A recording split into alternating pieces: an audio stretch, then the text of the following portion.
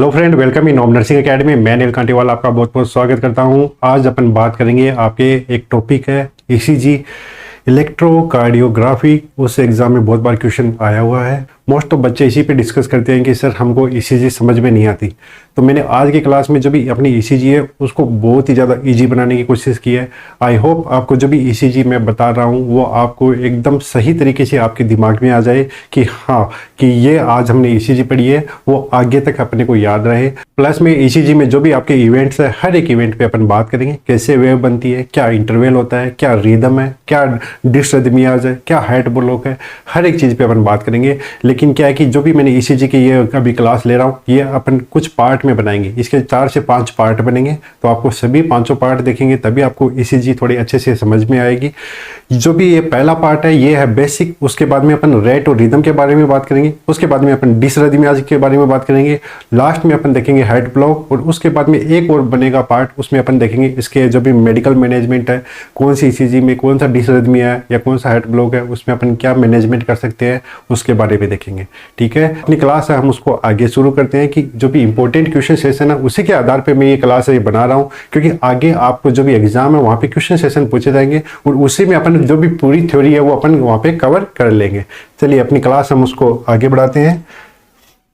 जो भी बच्चे नए आए हैं उनके लिए, अगर आपने अभी तक हमारे कोर्स को ज्वाइन नहीं किया है, हमारा एक all in one course available है हमारी एप्लीकेशन पे। हमारी एप्लीकेशन का नाम है ओम नर्सिंग एकेडमी, जहां पे आपको पूरी तरह के जो भी ईसीजी के पूरे चैप्टर है वहां पे आपको मिल जाएंगे। 1299 रुपये में सिर्फ इसकी प्राइस है, 1 साल के लिए आपको मिलेगा। वहां पे आपको टेस्ट है, वीडियो लेक्चर्स है और जो भी आपके हमारे जितने भी पीडीएफ है सब आपको मिल जाएंगे। ठीक है, तो चलिए अभी अपनी जो भी इंपॉर्टेंट क्लास है हम उसको शुरू करते हैं। सबसे पहला question, who invented the first practical ECG. सबसे पहले जो भी प्रैक्टिकल ईसीजी है उसकी खोज है वो किसने की। आप इस सवाल का जवाब देंगे उससे पहले मैं बता दूं कि आपको यह पता होना चाहिए कि ईसीजी अपन क्यों कर रहे हैं। ठीक है, तो देखिए अपने शरीर में, ह्यूमन बॉडी में जो भी आपका हार्ट है वो कौन सी नेचर का है, वो है मायोजेनिक। हार्ट में ईसीजी अपन क्यों पढ़ रहे हैं, क्योंकि हार्ट है वो अपना काम करेगा ह्यूमन बॉडी के लिए। वो क्यों करेगा, क्योंकि उसके अंदर इंपल्स जनरेट होगी। इंपल्स जनरेट होगी तो अपना हार्ट है वो कॉन्टेक्ट करेगा। कॉन्टेक्ट और उसमें क्या होता है, आपको डीपोलराइजेशन और रीपोलराइजेशन देखने को मिलता है। उसी से आपका क्या है कि जो भी बॉडी में जो भी आपका ब्लड है वो आगे पंप होता रहता है। ठीक है, तो अभी अपन को देखना है कि जो भी इंपल्स है वो जनरेट कैसे हो रही है, किस तरीके से हो रही है, क्या उसकी रिदम रहती है। हम उस पर हर एक चीज पे बात करेंगे। तो उसी की चर्चा के लिए, उसी की खोज के लिए आपके जो भी सबसे पहले इन्वेंट किसने की ईसीजी, वो की थी आपके विलियम एंथवन ने। किसने की थी बच्चे, वो की थी विलियम एंथवन ने। विलियम एंथवन कौन है, विलियम एंथवन ये आपके डच फिजियोलॉजिस्ट थे। डच फिजियोलॉजिस्ट थे। अब उन्होंने खोज कब की, इन्वेंट कब किया ये भी बता देते हैं। इन्होंने इन्वेंट किया वो किया आपका 1895 में और 1903 तक उन्होंने इसकी खोज जारी रखी। उसके बाद में इनको नोबेल प्राइज भी मिला। एग्जाम में क्वेश्चन आ सकता है बेटा, बहुत ही ज्यादा इंपॉर्टेंट है। नोबेल प्राइज कब मिला, नोबेल प्राइज फॉर ईसीजी किसको मिला, विलियम एंथवन को। कब मिला, वो मिला 1924 को। तो बच्चे ये बहुत ही ज़्यादा इंपॉर्टेंट है। जो भी मैं आपको हर एक बात बता रहा हूँ ये यूँ समझिए कि जो भी क्वेश्चन के साथ में आपकी पूरी थ्योरी है वो कंप्लीट हो जाएगी। ठीक है, तो ये कौन थे, ये थे विलियम एंथवन और डच फिजियोलॉजिस्ट थे। उन्होंने इन्वेंट किया 1895 में, नोबेल प्राइज मिला इनको 1924 में। ठीक है, यहां तक क्लियर हो गया। अब एक वर्ड और आता है इसमें में, देखिए हम क्या बोलते हैं, हम बोलते हैं ईसीजी। क्या बोलते हैं बेटा, ईसीजी, इलेक्ट्रोकार्डियोग्राम। लेकिन इसको एक वर्ड और बोला जाता है ईकेजी। ईकेजी भी बोलते हैं। अब कुछ बच्चे कंफ्यूज हो जाते हैं कि सर ईकेजी क्या है। मैंने कई बार बच्चों से क्लास में पूछा है कि ईसीजी है, तो उन्होंने इलेक्ट्रोकार्डियोग्राम, इलेक्ट्रोकार्डियोग्राफी जो भी बताया उन्होंने बता दिया। फिर मैंने बोला ईकेजी, तो अलग अलग के अलग अलग संदेश आ रहे थे वहां पे। ठीक है, तो देखिए ईकेजी क्या है बेटा, ये एक जर्मन वर्ड है। ये क्या है, जर्मन वर्ड है। कौन सा, आपका ईकेजी। तो इसका मतलब क्या होता है, इसका मतलब होता है इलेक्ट्रो कार्डियो ग्राफी, ये इसका मतलब होता है। ये जर्मन वर्ड है। ये कौन सा वर्ड है बेटा? ये है आपका जर्मन वर्ड है, ठीक है। अब आप सोचेंगे सर को तो स्पेलिंग लिखना नहीं आती, मीनिंग लिखना नहीं आती, यहाँ पे के लिखा है, यहाँ पे के लिखा है, तो ये जर्मन वर्ड है। और अगर हम इसको वापस से आपकी शुद्ध इंग्लिश में मैं बात करूँ तो उसका मतलब क्या होता है? वही होता है इलेक्ट्रो कार्डियोग्राफी। तो समझ गए होगे, कई जगह पे आपने ईकेजी नाम देखा होगा, तो ईकेजी का मतलब भी क्या होता है? आपका ईसीजी होता है, ठीक है। एक जर्मन वर्ड है, उसी से ये आपका क्या हुआ है? इन्वेंट हुआ है, उसी से ये वर्ड बना है। चलिए बेटा आगे चलते हैं अपन नेक्स्ट क्वेश्चन की तरफ।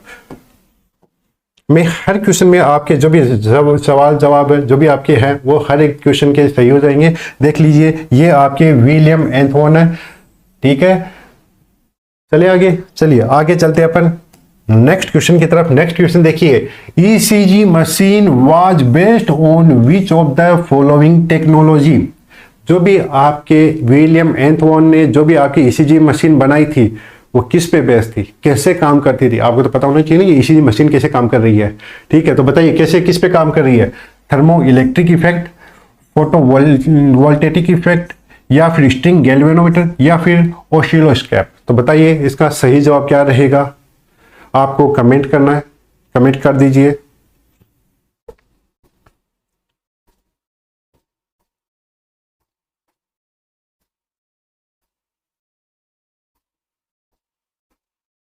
बढ़िया बढ़िया, बहुत ही अच्छे। देखिए मैं क्या बोल रहा हूं कि आपका जो भी ह्यूमन हार्ट है उसमें भी करंट बनता है। आपका हार्ट है, हार्ट से करंट जनरेट होता है तभी तो वो इंपल्स बनती है, ठीक है। तो हम उस हिस्से मापते हैं, वो मापा जाता है आपका जो पहला जो भी आपकी ईसीजी बनी थी उसमें होता है गैल्वेनोमीटर। ये आपने कभी देखा होगा गैल्वेनोमीटर? आपने कभी भी इलेक्ट्रिक कोई भी शॉप है जहां पे आपका कोई भी आपका इलेक्ट्रिक जो भी आपका कारीगर भैया है उसको देखा होगा कि वो काम करता रहता है, तो उसके पास में एक मशीन होती है, वो करंट चेक करता है। तो करंट चेक करता है तो उसमें वहाँ पे एक गैल्वेनोमीटर होता है। जैसे वो देखता है कि उसमें करंट आ रहा है तो उसमें एक सुई आती है, वो सुई इधर ऐसे ऐसे होती है, जैसे करंट लगेगा तो वो सुई ऐसे करती है, ऐसे, ठीक है। एक घड़ी जैसी ऐसे ऐसे आपने देखा होगा, अलग अलग तरीके की आती है, कई तरह की मशीन है। यूँ समझिए कि ये उसमें सुई लगी है, ठीक है। ये एक साइड उसका माइनस का, एक हो गया प्लस का। जैसे करंट लगा तो आपने देखा होगा ये सुई ऐसे जाएगी, ऐसे, ठीक है, ऐसे जाती है। तो उसी तरीके से वो काम कर रही थी बच्चे, वो उसी तरीके से आपकी जो मशीन है वो काम कर रही है। हाइट से जो भी हल्का फुल्का जो भी करंट उसको मिल रहा है उसी आधार पे वो क्या बना रहा है, उसी आधार पे वो हिल रहा है। तो देखिए जैसे आपको यानी ये समझिए कि आपकी वेव बननी शुरू हुई, पहला करंट का हल्का सा झटका लगा, ये वो ऐसे बना तो एक ये भी बनी, फिर ये क्या हुआ, वहां पे आपको डिफ्लेक्शन देखने मिलेगा। फिर ये अचानक से अगर आपको क्यूआरएस वेव बनेगी तो ये क्या है, थोड़ा ज्यादा करंट मिला तो क्यूआरएस वेव मिली।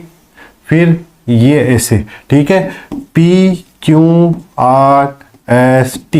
ठीक है बेटा। एग्जाम में एक क्वेश्चन और आ सकता है, अभी मैंने इसी बात कर दी है। तो स्ट्रिंग गैल्वेनोमीटर मेरे हिसाब से आप समझ गए होंगे, करंट मिल रहा है, करंट निकल रहा है, उसी करंट के डिटेक्शन से गैल्वेनोमीटर पे वो काम करेगा, ठीक है। देखिए यहां पे एक होता है डिफ्लेक्शन, आपने नाम सुना होगा।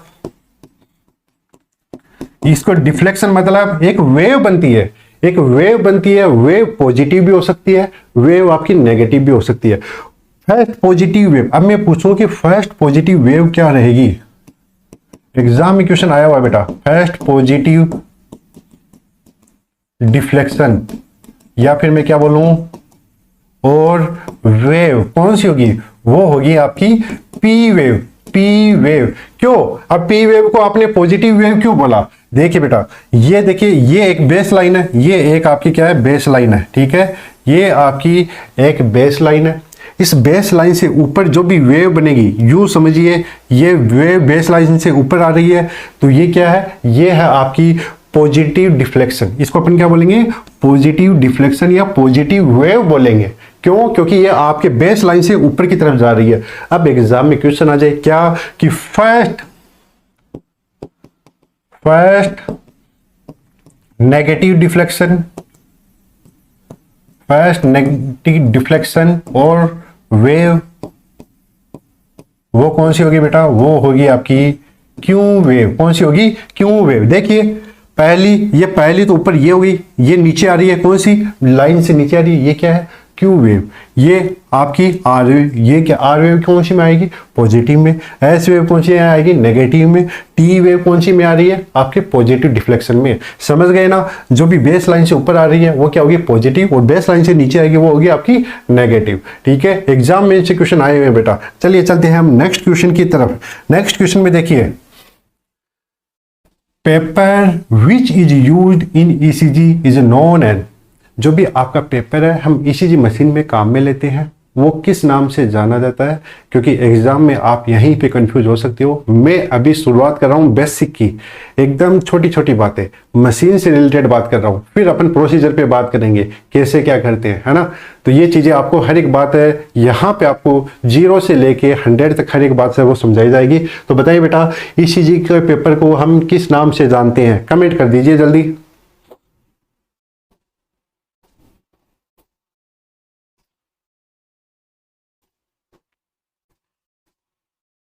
बहुत ही अच्छे बच्चों के, लगभग लगभग बच्चों का आंसर वो सही आ रहा है। तो इसका सही जवाब क्या रहेगा, वो रहेगा आपका इलेक्ट्रोकार्डियोग्राम। ठीक है, इलेक्ट्रोकार्डियोग्राम। कई बच्चों को अभी भी समझ में नहीं आ रहा ये क्या हो गया।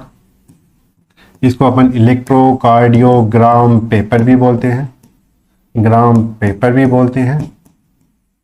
ठीक है, तो बेटा मेरी ये बात समझिए, अभी कुछ बच्चों, कुछ मोस्ट बच्चों के दिमाग में आया कि ग्राफ, ग्राफ वाला होता है पेपर, ग्राफ वाला होता है पेपर। तो उनका भी जो भी आपका कंफ्यूजन है वो क्लियर कर देते हैं। देखिए पहले मैं बात करता हूँ इलेक्ट्रोकार्डियोग्राफी। इलेक्ट्रोकार्डियोग्राफी इसको अपन क्या बोलते हैं, ये क्या होता है बेटा, ये होता है प्रोसीजर। ठीक है, जो भी ईसीजी का जो पूरा प्रोसीजर किया जाता है हम उसको क्या बोलेंगे, इलेक्ट्रोकार्डियोग्राफी। क्या बोलेंगे बेटा, इलेक्ट्रोकार्डियोग्राफी।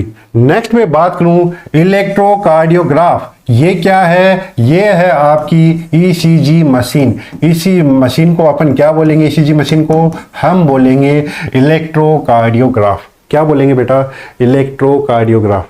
आई होप आपको ये बात अब क्लियर हो गई होगी। ऊपर वाला प्रोसीजर, जितना भी अपन ने प्रोसीजर है, आपने लीड लगाई, आपने मशीन चलाई, पेपर में निकाला और ये पूरा प्रोसीजर किया, इसको अपन बोलेंगे इलेक्ट्रोकार्डियोग्राफी।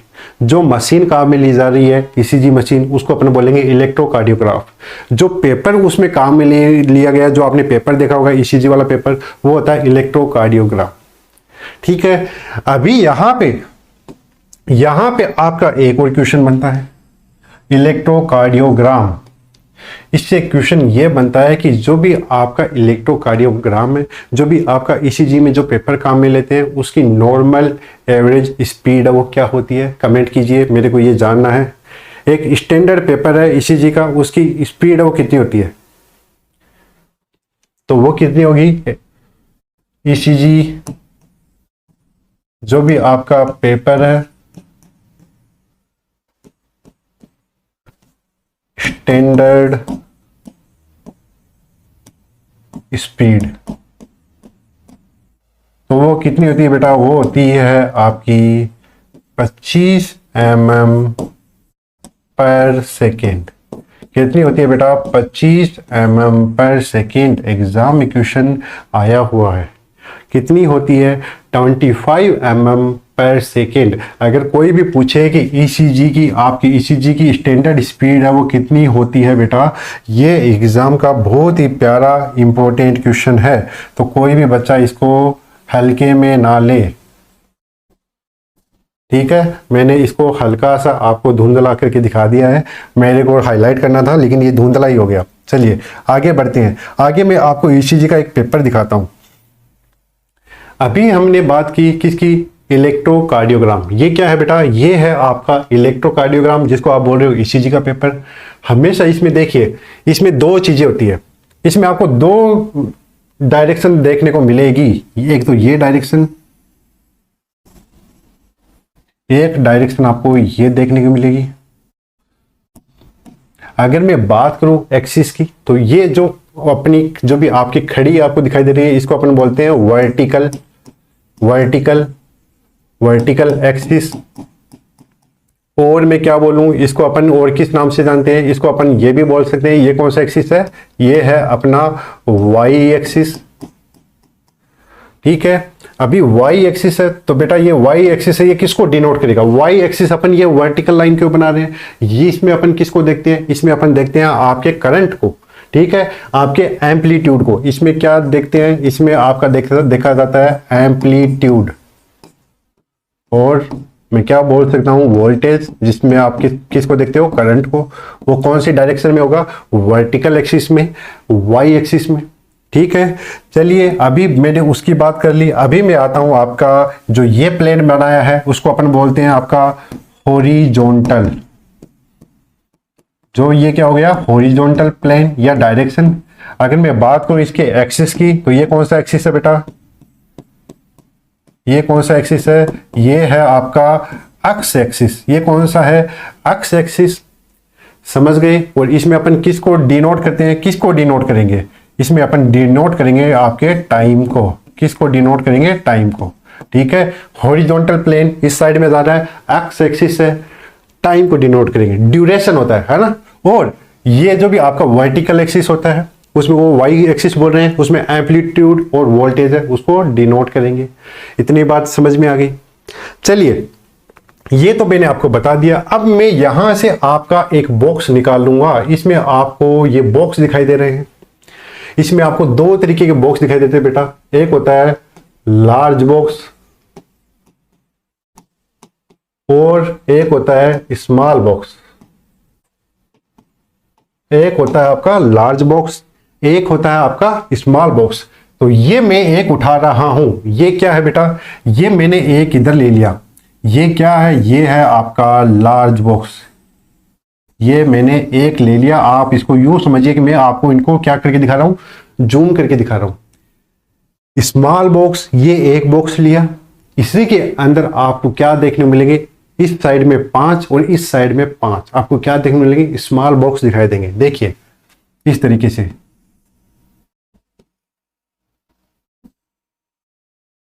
एक सेकेंड, एक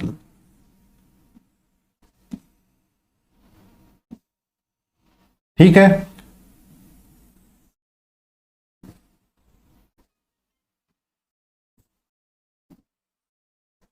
ये अब देखिए 1 2 3 4 5, 1 2 3 4 5, 1 2 3 4 5, 25 से बॉक्स हो गए। एक लार्ज बॉक्स है, उसमें स्मॉल बॉक्स हो गए आपके 25। समझ गए। अभी मैं बात करूं करंट की, तो देखिए ये एक लार्ज बॉक्स है। पूरे लार्ज बॉक्स की बात कर रहा हूं। ये क्या है बेटा? जो मैं अभी गुलाबी रंग से बना रहा हूं वो लार्ज बॉक्स की बात कर रहा हूं। तो लार्ज बॉक्स है, इसका जो भी करंट है वो टोटल कितना करंट होता है? वो होगा, अगर करंट की बात करूं मैं, इधर तो करंट ही जाएगा ना। मैंने बोला वर्टिकली, वर्टिकली क्या होता है आपका बेटा? क्या होता है? वर्टिकली आपका करंट होता है। तो टोटल लार्ज बॉक्स में कितना होता है? टोटल लार्ज बॉक्स में होता है 0.5 मिली वोल्ट। क्या होगा? 0.5 मिली वोल्ट। यानी एक बॉक्स में कितना होगा? 5 बॉक्स हो गए, एक बॉक्स में कितना हुआ? 0.1 मिली वोल्ट। ठीक है। अब मैं बात करूं टाइम ड्यूरेशन की। अब मैं बात करूं आपके टाइम ड्यूरेशन की, तो जो वन बॉक्स की, अभी वन बॉक्स की बात कर रहा हूं, तो वन बॉक्स का टाइम कितना होगा बेटा? कितना होगा बताइए, कमेंट कीजिए। चलिए कुछ बच्चों ने सही किया, वो होगा आपका 0.20 सेकेंड। क्या होगा? 0.20 सेकेंड। समझ गए। अभी एक बात और, ये तो हो गया लार्ज बॉक्स। अब मैं एक बनाता हूं, इसका क्या, एक बना देता हूं इसका मैं स्मॉल बॉक्स। थोड़ा सा कलर में ले लेता हूं अच्छा सा। हाँ जी, ये मैंने यहां से एक बॉक्स उठाया। ये क्या है? ये है बेटा स्मॉल बॉक्स। अब इसको जूम करके दिखाऊंगा मैं। ये है स्मॉल बॉक्स। ये बॉक्स को समझ लेना बेटा। आपको लग रहा होगा कि सर क्या बोर्ड कर रहे हो बेटा, यही चीज, ये जो मैं बॉक्स बना रहा हूं, ये आपको आगे रेट कैलकुलेशन, रिदम कैसे बन रही है, ठीक है, रेट, ईसीजी की रेट, इसी में रिदम, उसमें हर एक चीज में ये काम आएगा। ठीक है। ये हो गया आपका स्मॉल बॉक्स। तो स्मॉल बॉक्स में मैं इधर से आपका करंट देखूं तो करंट कितना हो बताया मैंने अभी, उसमें होगा 0.1 मिली वोल्ट। वो हमेशा कौन सी डायरेक्शन में होगा? आपका वर्टिकल, वाई एक्सिस में। एक्स एक्सिस में यहां पे आपको अगर टाइम जो हॉरिजॉन्टल में होता है तो वो कितना होता है? वो होगा आपका 0.04 सेकेंड। कितना होगा? 0.04 सेकेंड। ये समझ में आ रहा है बेटा? इंपॉर्टेंट बातें हैं। स्मॉल बॉक्स भी बता दिया, लार्ज बॉक्स बता दिया। वर्टिकली चलेंगे आपका करंट जाएगा, हॉरिजॉन्टल शो करेगा, वो ड्यूरेशन बताएगा कि ईसीजी में कैसे क्यों ड्यूरेशन बढ़ रही है। देखिए जैसे मैं आपकी यहाँ पे एक ईसीजी बना देता हूँ, यूं समझिए कि ये देखिए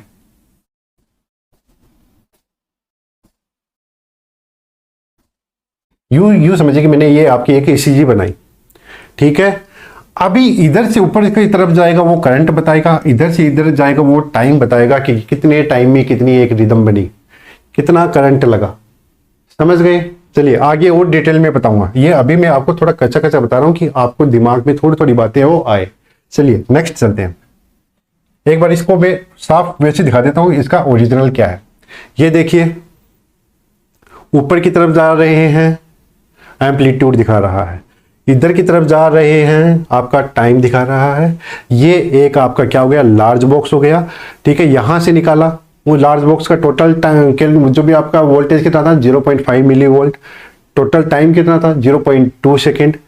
अभी मैंने यहां से इससे एक और जूम करके निकाला, उसका 0.1 मिली वोल्ट उसका करंट हो गया, 0.04 सेकेंड इसका टाइम हो गया, ठीक है। चलिए आगे इसमें ज्यादा झंझट में नहीं जाते हैं, आगे और भी अच्छे से और भी बात करेंगे। देखिए in a typical 12 lead ECG how many electrodes are placed on the body. अपन बोलते हैं कि 12 लीड ईसीजी, 12 लीड ईसीजी, उसमें कितने इलेक्ट्रोड बॉडी पे प्लेस किए जाते हैं बताइए, कितने आप प्लेस करोगे बॉडी पे? कमेंट करना आपको।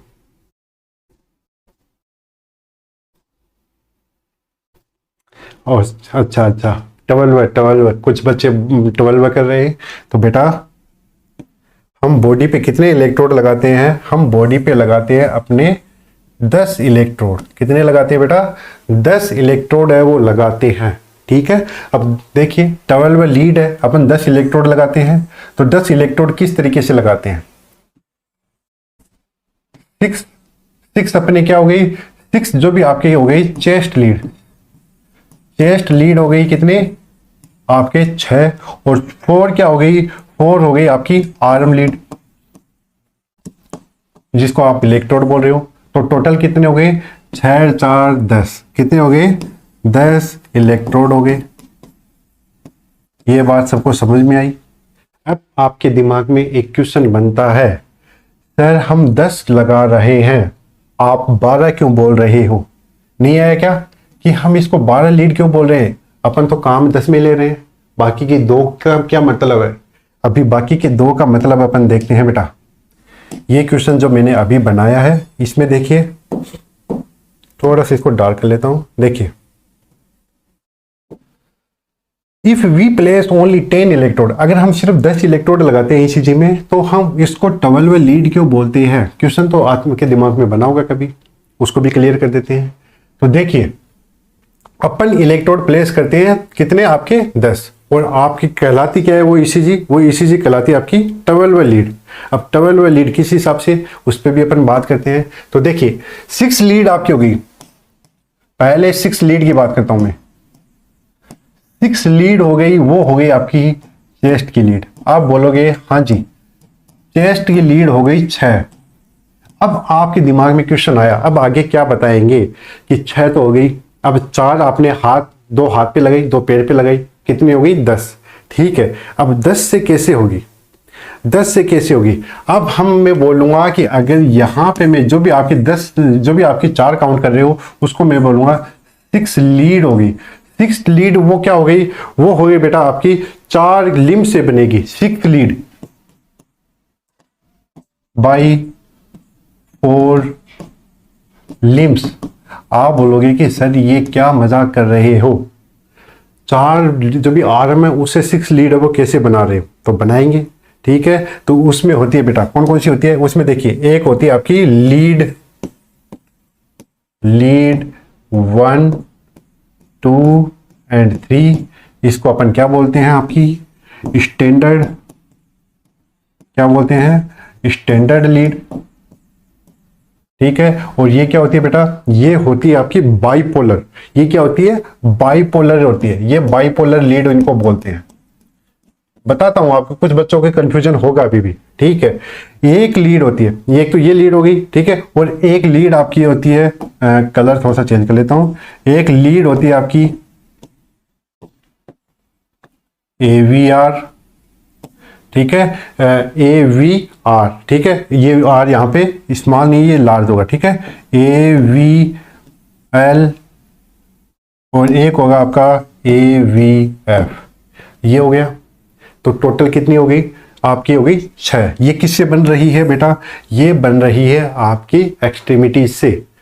6 चेस्ट लीड हो गई, ठीक है, और 4 आपने हाथ पैरों पे लगाई, उनकी 6 कैसे हुई वो भी अभी यहाँ पे देखता हूं। देखिए, जैसे ये आपका एक प्राणी है, ध्यान से देखिए, ठीक है, ये आपका प्राणी है, आपका आदमी है, जो भी मतलब पेशेंट है। अब आप इसको ECG इलेक्ट्रोड है वो लगा रहे हो, यहाँ पे आपने चारों 6 तो आपने चेस्ट पे लगा दी, ये तो 6 तो चेस्ट पे लगा दिए, ठीक है, 6 चेस्ट पे लगा दिए, 4 यहाँ पे लगाई। अब बेटा मैं यहाँ पे बोल रहा हूँ एगमेंटेड, ठीक है, एगमेंटेड जो जिसकी बात कर रहा हूँ, ये हो गई आपकी AVR, एगमेंटेड वेक्टर राइट, जो भी राइट हैंड की बात कर रहा हूँ, ठीक है, और हो गई आपकी AVL, और ये हो गई आपकी AVF। यहां पे अपन इसको काउंट नहीं करेंगे, जो भी आपका राइट लेग उसको काउंट नहीं करेंगे। क्यों नहीं करेंगे, वो सिर्फ एक आपका अर्थ का काम करेगा। किसका काम करेगा, अर्थ का काम करेगा। अभी यहां पे एक बाइपोलर लीड है वो मैं बनाता हूं, बाइपोलर लीड। यहां से देखिए, थोड़ा सा कलर वो मैं ले लेता हूं जो आपको अच्छे से दिखे। यहां पे देखिए, एक ये एंगल यहां से बनेगा, एक ये एंगल यहां से बनेगा, एक ये एंगल यहां से बनेगा, ठीक है। ये आपने कहीं ना कहीं तो देखा होगा, कमेंट आ रहे हैं बच्चों के।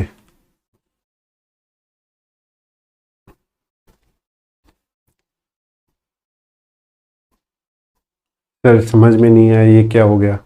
अरे बेटा थोड़ा समझिए, देखिए ये देखिए, ये हो गई आपकी लीड 1, ये हो गई आपकी लीड 1 जो AVL से AVR को जोड़ रही है। लीड 2 जो आपके AVL को AVF से जोड़ रही है, AVR को AVF से जोड़ रही है, वो हो गई आपकी लीड 3। ये क्या हो गई, लीड 3, ठीक है।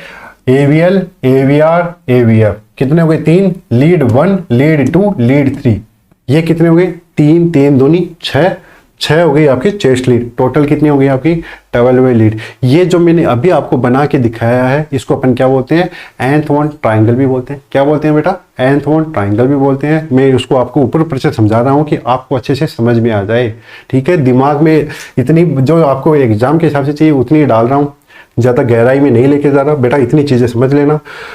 10 इलेक्ट्रोड प्लेस करते हैं, यूँ समझिए। 6 लीड तो आपको ऊपर वाली दिख गई, 4 लीड आपको जो 4 आपको एक्सट्रीमिटीज की दिख रही है, उसमें आप 1 फुट वाली रहने दीजिए जो राइट फुट वाली है, ठीक है। बाकी के एक लेफ्ट फुट, एक आपकी राइट जो भी आपकी आर्म ऊपर वाली दोनों, ठीक है, AVL, AVR और जो भी आपका एक लेग रह गया AVF, वो तीनों आपकी एक इमेजिनरी आपकी लाइन बनाते हैं। उसी से आपका क्या होता है, आपको ECG की जो भी आपकी पूरी आपकी रिदम वगैरह बनती है, उससे आपको पूरा पता चल जाता है, ठीक है। चलिए आगे चलता हूं, मैं नेक्स्ट क्वेश्चन की ओर बढ़ता हूं। देखिए, which lead are considered precordial lead. ECG में कौन सी लीड को अपन प्रीकोर्डियल लीड के नाम से जानते हैं। तो बताइए बेटा, इसका सही जवाब है वो क्या रहेगा। सभी को सही जवाब है वो कमेंट करना है, कमेंट कीजिए। कौन सी चेस्ट लीड है उसको अपन कंसिडर करेंगे प्रीकोर्डियल लीड के नाम से। बढ़िया बढ़िया, कमेंट तो बच्चे बहुत ज़्यादा फास्ट कर रहे हैं। कुछ बच्चों की गलत हुए हैं, कुछ बच्चों के सही हुए हैं। तो यहाँ पे सही जवाब है वो क्या रहेगा, वो रहेगा आपका V1 to V6। जो भी आपकी चेस्ट लीड है, चेस्ट लीड है, हम उसको क्या बोलते हैं, हम उसको बोलते हैं प्रीकोर्डियल लीड्स बोलते हैं। क्या बोलते हैं बेटा, प्रीकोर्डियल लीड्स बोलते हैं। लीड 1 2 3 इसको अपन क्या बोल रहे थे, आपकी स्टैंडर्ड लीड। क्या बोल रहे थे बेटा, स्टैंडर्ड लीड्स बोल रहे थे, जो कौन सी थी, बाइपोलर थी। AVR, AVL, AVF ये कौन सी थी, ये थी आपकी अगमेंटेड लिम्ब। ये कौन सी थी, ये थी आपकी अगमेंटेड लिम्स, लिम्स मतलब जो भी आपकी भुजाएं हैं, ठीक है, लिम्स लीड, जो क्या है, यूनिपोलर है। आई होप आपका ये कंफ्यूजन है वो क्लियर हो गया होगा। ठीक है, तो यहां पे अगर मैं बात करूं प्रीकॉर्डियल वाली कौन सी है, तो वो ये ऑप्शन सी वाली। ठीक है बेटा, आगे चलते हैं अपन नेक्स्ट क्वेश्चन पे। अभी नेक्स्ट में आपके दिमाग में एक क्वेश्चन आता है कि सर आपने हमें लीड्स के बारे में बता दिया, चेस्ट लीड अपन कहाँ कहाँ पे प्लेस करेंगे ये भी आपको पता होना चाहिए। एग्जाम में कई बार क्वेश्चन आया हुआ है बच्चे, चेस्ट लीड है वो कहाँ कहाँ पे अपन करेंगे। तो चेस्ट लीड कितनी होती है बेटा, वो होती है आपकी 6 चेस्ट लीड होती है। चेस्ट लीड कितनी होती है, 6। और वो कहाँ से होती है, V1 to V6। अभी मेरे को बताना है कि इनकी लोकेशन कहाँ पे है। ठीक है, इनकी लोकेशन कहाँ कहाँ पे है। फर्स्ट में बात करता हूँ आपकी V1। ठीक है, तो जो भी V1 है ये कहाँ पे रहती है, V1 आपकी जो भी चेस्ट लीड है वो कहाँ पे प्लेस करोगे, तो ये कहाँ पे करेंगे, right side of sternum, sternum के राइट साइड पे, राइट साइड ऑफ स्टर्नम। और कहाँ पे प्लेस करेंगे, एट फोर्थ इंटरकोस्टल स्पेस। ठीक है, नेक्स्ट में बात करता हूं बेटा, आपकी होती है V2। बेटा कोई भी अगर स्किप करोगे ना, आप ये सोच रहे हो स्किप करके आगे देख लेंगे, एक भी चीज अगर स्किप करोगे पूरी ECG आपकी नीचे आ जाएगी। ठीक है, नेक्स्ट कहां पे होती है आपकी, left side of sternum at fourth intercostal space. ठीक है, चलिए बेटा जी नेक्स्ट चलते हैं V3। ये कहां पे है, ये होती है आपकी बिटवीन, ये होती है V3 placed between V2 and V4 lead. अब आपको पता होना चाहिए कि जो भी V3 लगाएंगे कहां पे लगाएंगे, V2 और V4 के बीच में लगाएंगे। हाँ जी, ये पता चल रहा है ना, V2 और V4 के मिड में लगाएंगे, है ना। नेक्स्ट में बात करूं तो आपको पता होना चाहिए कि V4 प्लेस कहां पे करेंगे, V4। तो जो भी V4 आपकी कहां पे प्लेस करेंगे बेटा, V4 प्लेस करेंगे अपनी mid clavicular line at 5th intercostal space. ठीक है, कहां पे V4 प्लेस करेंगे, left side mid clavicular line, clavicular line बोल दूं या क्लेविकुलर बोल दूं। ठीक है, left side mid clavicular at 5th intercostal space.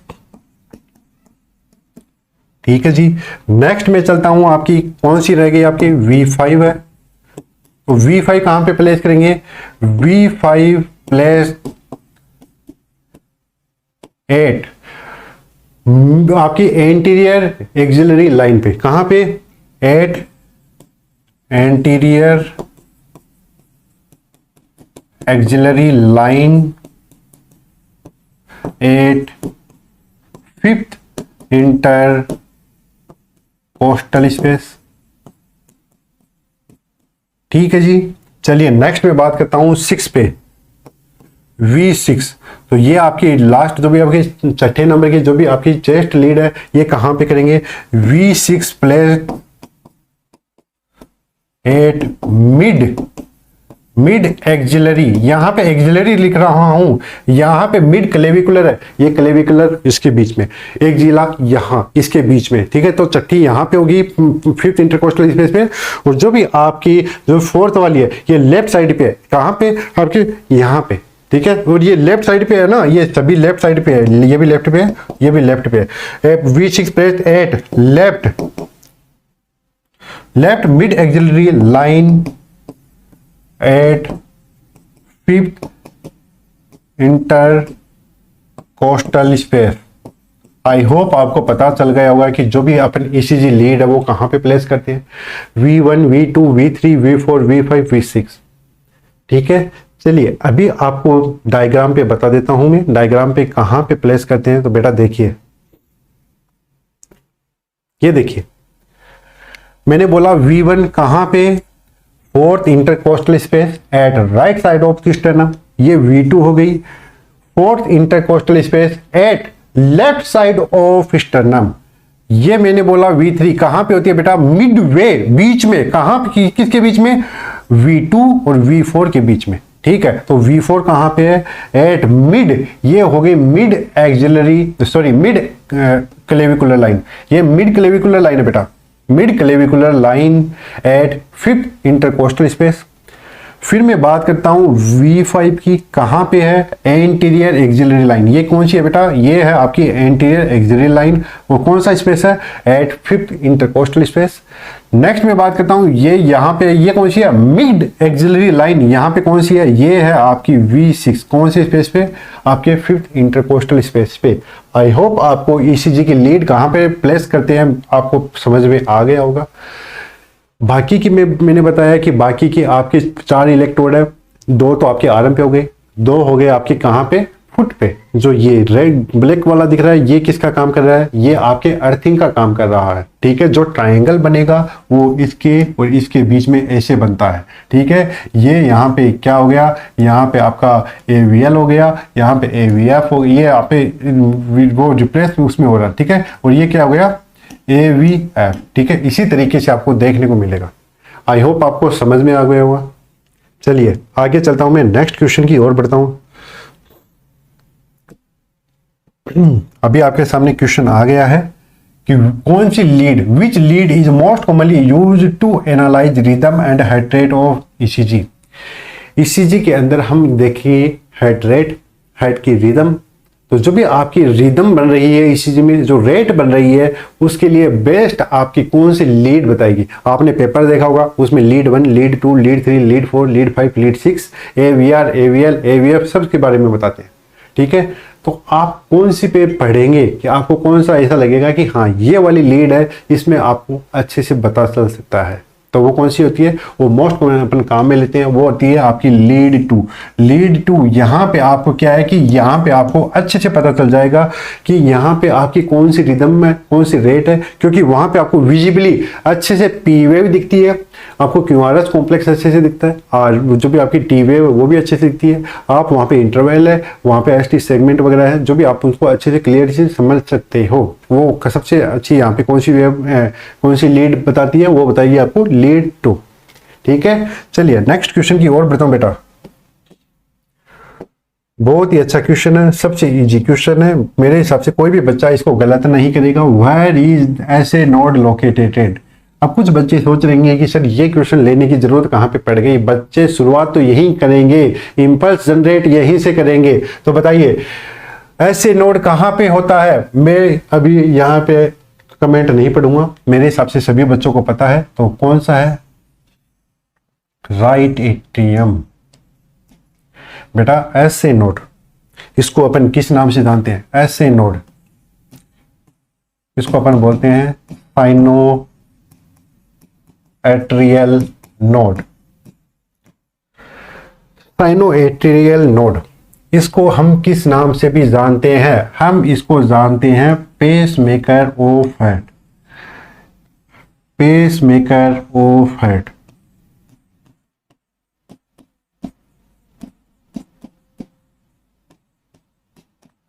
Golden question है। हार्ट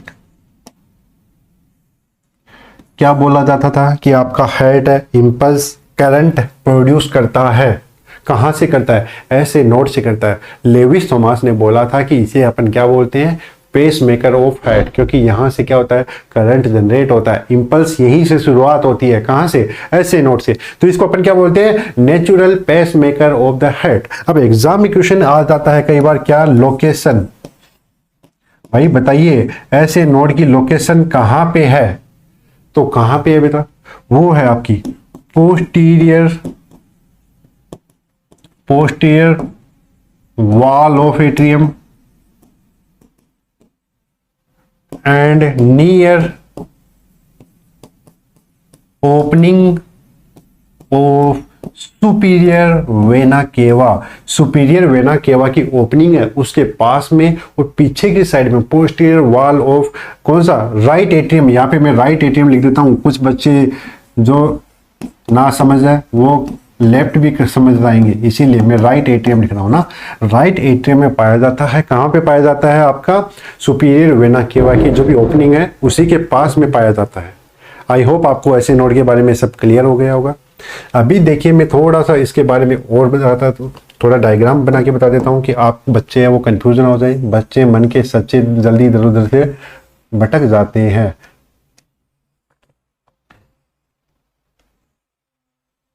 ये क्या है, एक आपका ह्यूमन हार्ट है, ठीक है। यहाँ पे आपकी सुपीरियर वेना केवा हो गई, तो यहाँ पे मैंने बोला कि पोस्टीरियर वॉल की तरफ जाएंगे बेटा। यहाँ पे पोस्टीरियर वॉल की जो भी ओपनिंग है, यहाँ पे आपका क्या है बेटा, ये है आपका एसए नोड, ठीक है। ये क्या है, ये है आपका एसए नोड, एक होता है एसए नोड, और एक यहाँ पे क्या है बेटा, ये है यहाँ पे आपका एवी नोड। ये क्या है, एवी नोड, ठीक है। और एवी नोड आगे यहाँ पे आपको देखने को मिलेगा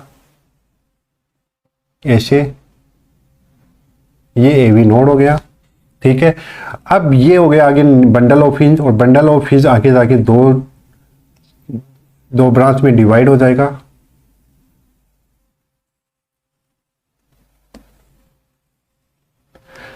मैं कंडक्शन सिस्टम की आपको थोड़ी सी बता देता हूं, ये चलता रहेगा, कंडक्शन सिस्टम आपके चलता ही रहेगा पूरी ईसीजी में।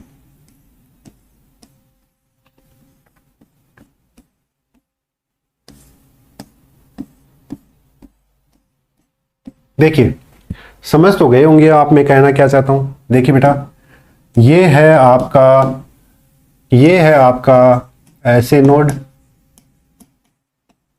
ऐसे नोड को अपन क्या बोलते हैं, नेचुरल पेसमेकर। क्यों, क्योंकि यहां से इंपल्स जनरेट होती है। इंपल्स जनरेशन की रेट है वो कितनी होती है बेटा, वो होती है 6200, ठीक है, 6200 पर मिनट। इंपल्स जनरेट कितनी होती है, 60 से 100 पर मिनट। नेक्स्ट में बात करता हूं, ये क्या है बेटा, ये थोड़ा मोटा मोटा सा दिखाई दे रहा होगा, वो है आपका AV node, atrio ventricular node. Exam में क्वेश्चन आ जाएगा, अरे सिचुएट कहाँ पे है, इसकी लोकेशन कहाँ पे है, तो लोकेशन कहाँ पे है बेटा, वो है यहाँ पे इंट्रा आर्टेरियल सेप्टम।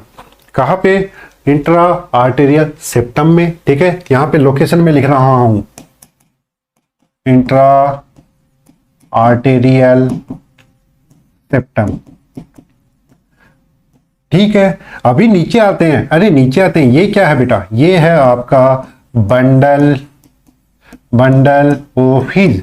अब आप बोलोगे कि बंडल ऑफ हिज है, तो बंडल ऑफ हिज की लोकेशन कहाँ पे है, इंट्रा वेंट्रिकुलर सेप्टम। ये वेंट्रिकल हो गए, दोनों वेंट्रिकल के बीच में जो सेप्टम है वहां पे इसकी लोकेशन है किसकी, बंडल ऑफ हिज। और उसके बाद में ये डिवाइड हो जाता है, left side bundle of His और right side bundle of His. ये देखिए, ये इधर राइट साइड जो भी राइट वेंट्रिकल में right side bundle of His हो गया, ये जो ये दिखाई दे रहा है right side bundle of His, और ये हो गया यहाँ पे left side of bundle of his.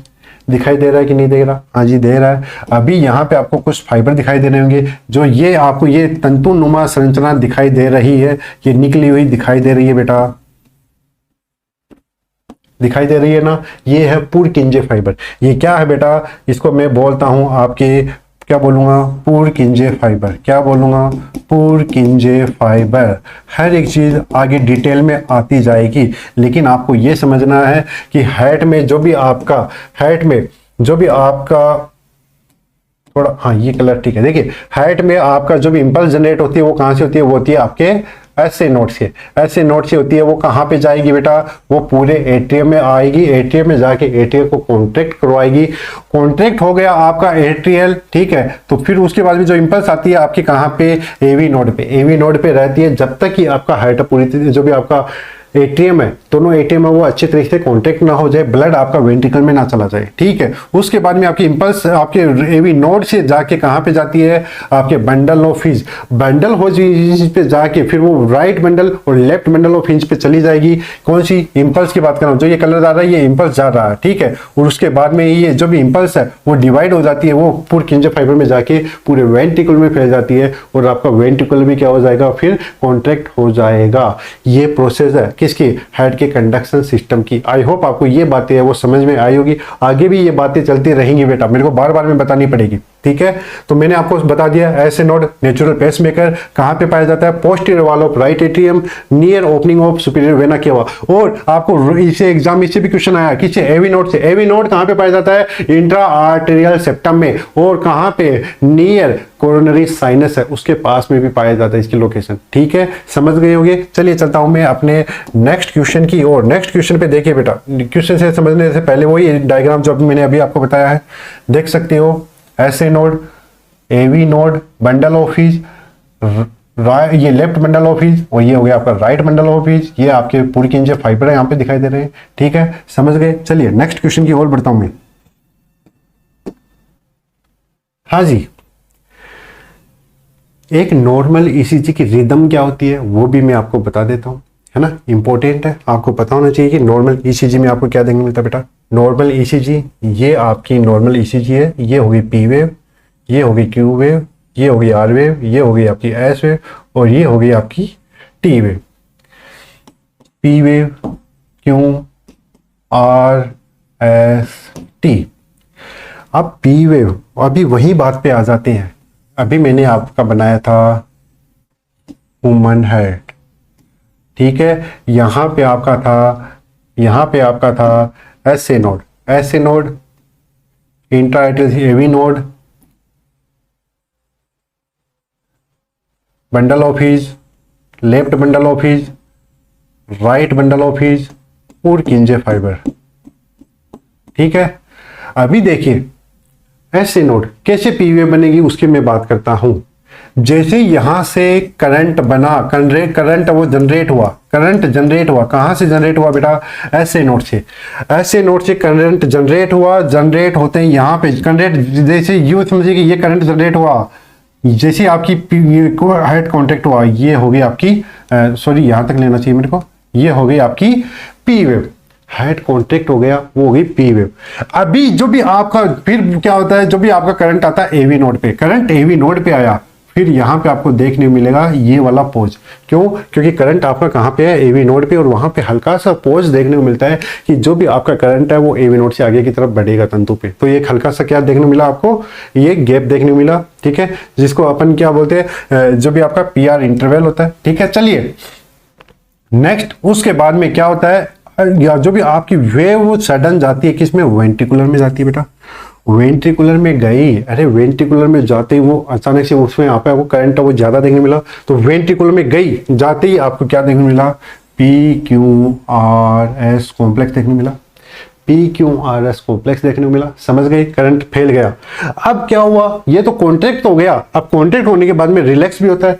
जैसे रिलैक्स होने लगा, यहाँ पे टाइम लगा, और फिर यहाँ पे क्या हुआ, टी वेव बनी। क्यों, क्योंकि वेंट्रिकुलर रिलैक्सेशन देखने को मिला, वेंट्रिकुलर रिपोलराइजेशन देखने को मिला। ठीक है, तो पी वेव एग्जाम में क्वेश्चन आ जाए, पी वेव क्यों बनती है, पी वेव बनती है आपकी कौन सी, एट्रियल डीपोलराइजेशन। डीपोलराइजेशन को अपन क्या बोलते हैं, वैसे मैं समझाने के लिए बोल रहा हूं, कॉन्ट्रैक्शन। ठीक है, हेड कॉन्ट्रैक्ट हुआ, हेड जो भी सॉरी आपका एट्रियम कॉन्ट्रैक्ट हुए, एट्रियम कॉन्ट्रैक्ट होते पी वेव बन गई। पी वेव से फिर जो भी आपकी इंपल्स कहां पे आई, एवी नोड, एवी नोड पे थोड़ा सा यहां से ऐसी बढ़ी ना, तो उसमें एक हल्का सा क्या हुआ, एक क्या बना, वहां पे गैप बना, तो क्या हुआ, ये आपका पी आर इंटरवल बना, क्यू आर एस कॉम्प्लेक्स। क्योंकि उसी वक्त आपकी जो भी वेव है वो पूरे हेड जो आपके वेंट्रिकुलर में फैलेगी, वेंट्रिकुलर में फैली, वहां पे आपका क्या है, एम्पलीट्यूड वोल्टेज भी ज्यादा लगा। ठीक है, वोल्टेज ज्यादा लगा तो आपकी जो भी आपके ने क्या देखा, वोल्टेज ज्यादा लगा। ठीक है, एम्पलीट्यूड करंट प्रवाह ज्यादा हुआ, तो आपकी यहाँ पे आपको क्या देखने मिली, एक बड़ी वेव देखने मिली, जिसको अपन बोलेंगे Q R S complex. Complex क्यों बोलते हैं, इसमें क्यू वेव भी होगी, आर वेव भी होगी, एस वेव भी होगी, तो इसीलिए अपन इसको क्या बोलते हैं, कॉम्प्लेक्स। ठीक है, ये किससे बनी, Q R S complex. Q R S complex किसको डिनोट करता है बेटा, क्यू आर एस कॉम्प्लेक्स, ये कॉम्प्लेक्स है। ठीक है, ये किसको करता है, वेंट्रिकुलर डीपोलराइजेशन। मतलब मैं फिर से आपको याद दिला दूं, डीपोलराइजेशन मतलब हेड क्या हो रहा है, कॉन्ट्रैक्ट हो रहा है। अभी मैं बोलूं टी वेव, टी वेव कब बनी, अरे आपका जो भी ये कॉन्टेक्ट हुआ है वेंट्रिकुलर, वो रिलैक्स तो होगा ना, तो उसको अपन बोलते हैं वेंट्रिकुलर। टी वेव बनेगी कब? जब आपका वेंट्रिकुलर रीपोलराइजेशन होगा। रीपोलराइजेशन का मतलब क्या होता है बेटा? रीपोलराइजेशन का मतलब होता है रिलैक्सेशन। क्या होता है? रिलैक्सेशन होता है। क्या होता है कि आपका जो भी वेंट्रिकुलर है वो रिलैक्स तो करेगा, तब आपकी क्या बनेगी? टी वेव बनेगी। अब कुछ बच्चों के क्वेश्चन आया होगा दिमाग में कि सर एट्रियम कॉन्ट्रैक्ट हो गया, ठीक है, तो वो रिलैक्स तो होगा, उसकी वेव कहाँ पे गई? आपने बोला कि क्यूआरएस कॉन्ट्रैक्ट हुआ, डीपोलराइज हुआ, तो फिर आपका वापस से वेंट्रिकुलर रीपोलराइज हुआ, उसकी टी वेव बन गई। लेकिन एट्रियम रिलैक्स हुआ, उसकी वेव नहीं बनी। क्यों नहीं बनी? क्योंकि बेटा क्या होता है कि जैसे ही आपकी ये यहाँ पे पी वेव बनी, जैसे कॉन्ट्रैक्ट होता है, ठीक है, जो रिलैक्सेशन के टाइम पे आपको क्या देखने को मिलता है? क्यूआरएस। उसी टाइम पे जैसे आपका ये कॉन्ट्रैक्ट होता है, रिलैक्स होते वक्त में आपका क्या देखने को मिलता है? वेंट्रिकुलर कॉन्ट्रैक्शन देखने को मिलता है। वेंट्रिकल उसी टाइम पे क्या होता है कि देखिए, ये देखिए, पहले ये कॉन्ट्रैक्ट हुआ, ये रिलैक्स हुआ, फिर ये रिलैक्स होने लगेगा ना, उसी टाइम पे क्या होता है? वेंट्रिकुलर कॉन्ट्रैक्ट हो जाता है। नीचे देखिए, ध्यान से देखिए, ये हो गया आपके एट्रियम, ये हो गया वेंट्रिकुलर, ठीक है। पहले क्या बना? ये क्या हुआ? डीपोलराइजेशन, कॉन्टैक्ट हुआ, पी वेव बन गई। अभी क्यूआरएस कॉम्प्लेक्स बनने लगा, इसी टाइम पे ये रिलैक्स हो रहा है, ठीक है। तो इसका करंट एकदम मिनिमल होता है, इतना कम होता है कि उसमें जो भी वेव वो पता ही नहीं चलती, वो बनती ही नहीं, और उसी के अंदर आपके उसी टाइम पे क्या बन जाता है? क्यूआरएस कॉम्प्लेक्स है वो बन जाता है, ठीक है। इसीलिए आपकी अलग से एट्रियम जब रिलैक्स होती है, उसकी कोई वेव यहाँ पे आपको दिखाई नहीं देती। समझ में आ गया? अभी भी आपको वापस एक चीज याद दिला दूं, ये एक बेस लाइन है। बेस लाइन से ऊपर की जो भी ऊपर वेव बनेगी उसको अपन पॉजिटिव डिफ्लेक्शन बोलते हैं, पॉजिटिव वेव बोलते हैं। अगर बेस लाइन से नीचे की तरफ जो भी आपकी वेव बन रही है, जो भी आपकी डिफ्लेक्शन हो रहा है, उसको नेगेटिव डिफ्लेक्शन वो बोलते हैं। समझ गए मेरे हिसाब से? चलिए आगे चलता हूं मैं नेक्स्ट क्वेश्चन की ओर। क्वेश्चन जाने से पहले मैं आपको ओरिजिनल दिखा देता हूं, देख लीजिए। पी वेव बनी, हाँ जी, एक सेकेंड देखिए, थोड़ा देखिए, पी वेव बनी, ये पी वेव बनी। आपका क्या हुआ? पी वेव क्यों बनेगी? Atrium depolarisation. P R segment या पी आर, देखिए दो चीज होती है यहां पे आपको ना, वेव देखिए, वेव बनती है, ठीक है, करंट से, करंट जिसको अपन करंट डिफ्लेक्शन बोलते हैं।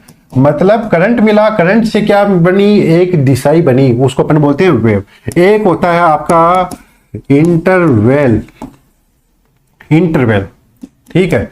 इंटरवेल में बेटा क्या होता है? इंटरवेल में होता है आपका वेव प्लस फ्लैट लाइन, जो क्या करती है? आपको कनेक्ट करती है। क्या करती है? कनेक्ट करती है, दो वेव को जोड़ने का काम कर रही है, ठीक है। जैसे ये देखिए, मैं किसकी बात करता हूं? इंटरवल की। एक ये हो गया, ये पी और ये आर आपका क्या हो गया? देखिए, ये तो वेव हो गई और ये फ्लैट लाइन हो गई, ये आपस में जोड़ने का काम कर रही है। ये क्या बनाता है बेटा? इंटरवल बनाता है। और इसमें आपको एक चीज और देखने को मिलता है, क्या?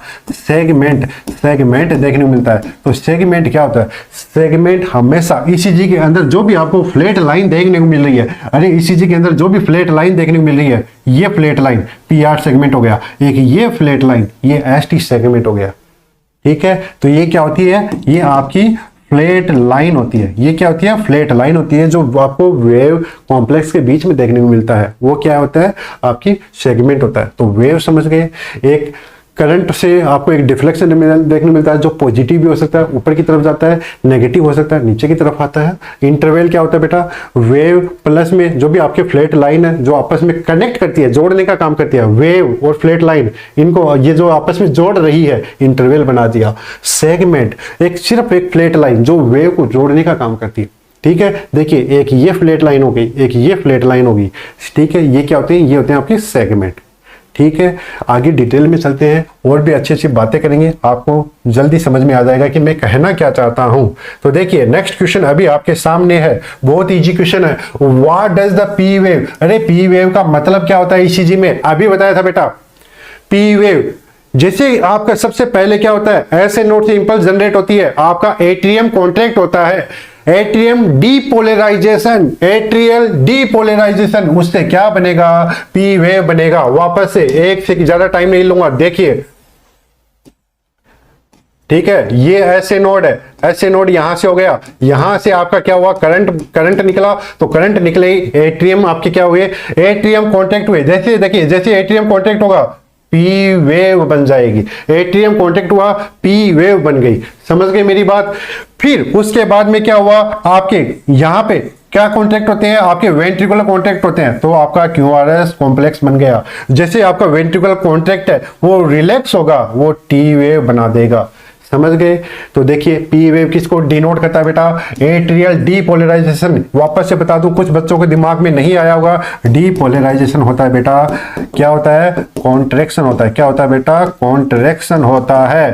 और रीपोलराइजेशन, रीपोलराइजेशन का मतलब होता है रिलैक्स होना। ठीक है, क्या होना, रिलैक्स होना। ठीक है, देखिए देखिए मेरे हाथ की मुट्ठी को देखिए, डीपोलराइज कॉन्ट्रैक्ट हो गया, कॉन्ट्रैक्शन हो गया, रीपोलराइज रिलैक्सेशन हो गया। ठीक है, इसी तरीके से चलिए चलता हूं मैं नेक्स्ट क्वेश्चन की तरफ।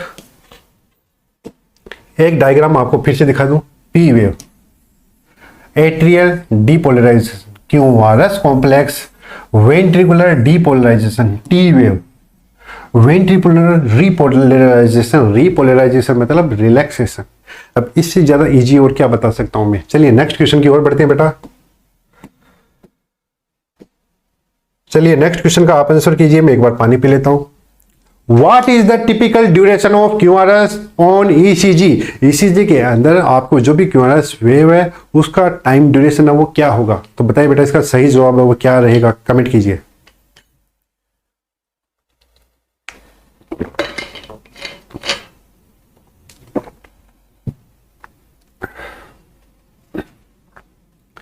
बहुत ही अच्छे, लगभग बच्चों का आंसर वो सही आ रहा है। मेरे को तो पता नहीं था कि बच्चे ईसीजी को इतना ध्यान से पढ़ रहे हैं। तो देखिए वापस से आते हैं, पी वेव, क्यूआरएस कॉम्प्लेक्स और आपकी हो गई टी वेव। ठीक है, तो ये हुए P Q R S T. Time हमेशा कौन से एक्सिस पे चलता है, हॉरिजॉन्टल प्लेन पे चलता है, हॉरिजॉन्टल और एक्स एक्सिस पे। ठीक है बेटा, ऊपर कौन सा जाता है, ऊपर तो होता है वोल्टेज, वोल्टेज होता है। ठीक है, करंट होता है, करंट प्रवाह। क्या पूछा है, क्यूआरएस वेव में कितना टाइम लगता है, ये क्यूआरएस वेव। तो जो आपकी ये क्यूआरएस, ये मैंने तीर थोड़ा आगे निकाल दिया, ये जो आपकी क्यूआरएस वेव है इसके अंदर कितना टाइम लगता है बेटा, वो लगता है आपका 0.82 0.12 सेकेंड। कितना लगता है, 0.82 0.12 सेकेंड। और कई जगह पे आपने देखा होगा ये भी होता है 0.82 0.10 सेकेंड लगता है। किसमें, क्यूआरएस कॉम्प्लेक्स में। ठीक है, ये मैंने बता दिया क्यूआरएस कॉम्प्लेक्स का। ये किसका है बेटा, ये आपके क्यूआरएस कॉम्प्लेक्स का है। ठीक है, नेक्स्ट और भी वेव बनती है, हाँ जी बनती है। ये है आपकी पी वेव। पी वेव में कितना टाइम लगेगा, तो जो भी आपकी पी वेव है, पी वेव में भी बेटा उतना टाइम लगता है। पी वेव में टाइम ड्यूरेशन की बात कर रहा हूँ, कितना टाइम लगेगा, ड्यूरेशन। तो पी वेव बनेगी उसमें कितना टाइम लगेगा, तो पी वेव में जो भी टाइम लग रहा है वो होगा आपका 0.082 0.12 सेकेंड। आप बोलोगे सर ये तो आपने सेम ही लिख दिया, तो बेटा जितना टाइम लगेगा उतना तो लिखूंगा ना। अभी आप सोच रहे हो सर टाइम पीरियड इतना क्यों बता रहे हो, क्यों, क्या फर्क पड़ जाएगा टाइम पीरियड से। फर्क पड़ता है, अरे फर्क पड़ता है। कई जगह आपने देखा होगा कि फ्लैट पी लाइन होती है, कई जगह पे आपने देखा होगा कि पी आर इंटरवल नॉर्मल कितना है, क्यू आर एल जो भी आपका क्यूटी इंटरवल कितना क्या है, उससे फर्क पड़ता है।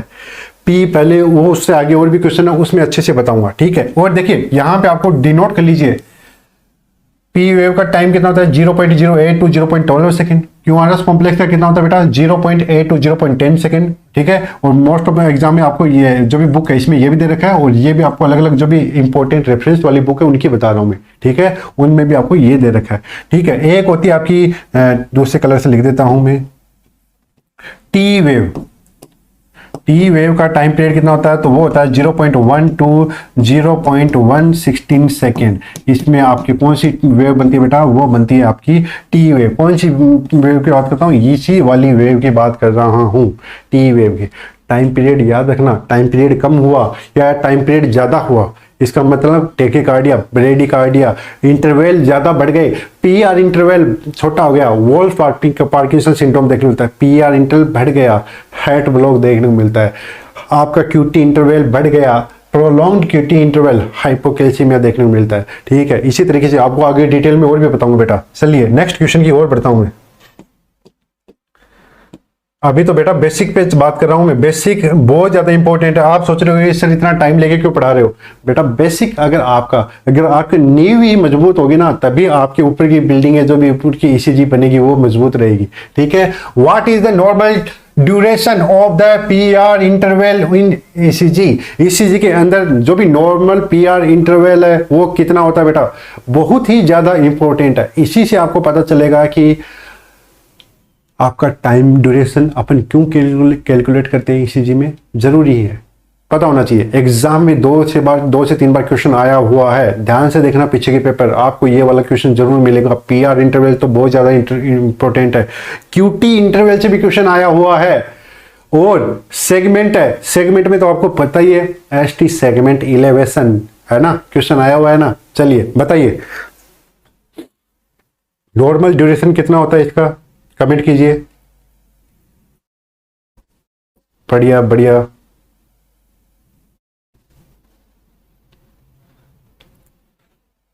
बहुत ही अच्छे। चलिए जुकाम लगी है, थोड़ा सा और गर्म गर्म पानी पी रहा हूं। आवाज मेरी साफ आ रही है ना? चलिए अच्छा अच्छा।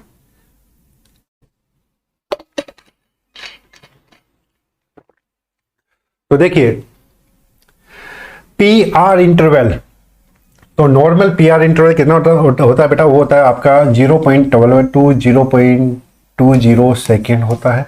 देखिए पीआर इंटरवल का मतलब क्या है बेटा?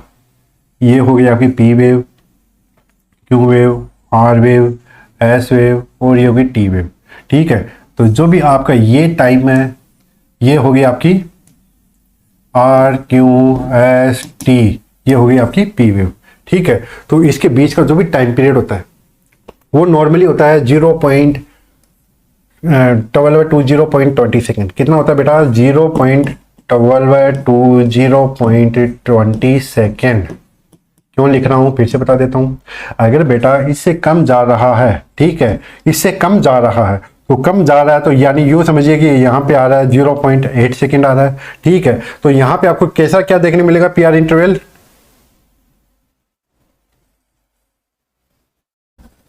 इस तरीके से, समझ रहे हो ना? कितना पास है, टाइम पास है। तो ये क्या है, ये कौन सी वाली कंडीशन में देखने को मिलता है? ये देखने को मिलता है आपको वोल्फ पार्किंसन सिंड्रोम। क्या देखने को मिलता है? क्या देखने को मिलता है? Short PR interval. अरे शॉर्ट पीआर इंटरवल का मतलब वोल्फ पार्किंसन सिंड्रोम। नॉर्मल कितना बताया था? 0.12 टू 0.20। ठीक है, यहां पे तो कम आ रहा है। अबे बेटा अगर ज्यादा हो जाए, अगर मैं बोलूं कि 0.120 से ज्यादा हो जाए, यानी यहां पे यूं समझिए, फॉर एग्जांपल कितना हो गया? यहां पे आपका ये चल रहा है 0.30। ठीक है, 0.30 सेकेंड का हो गया। तो देखिए दिखने में आपकी ईसीजी कैसे आएगी?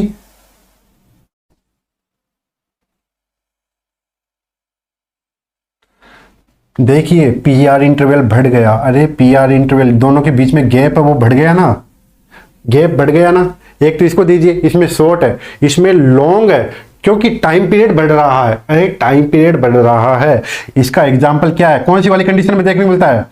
Heart block.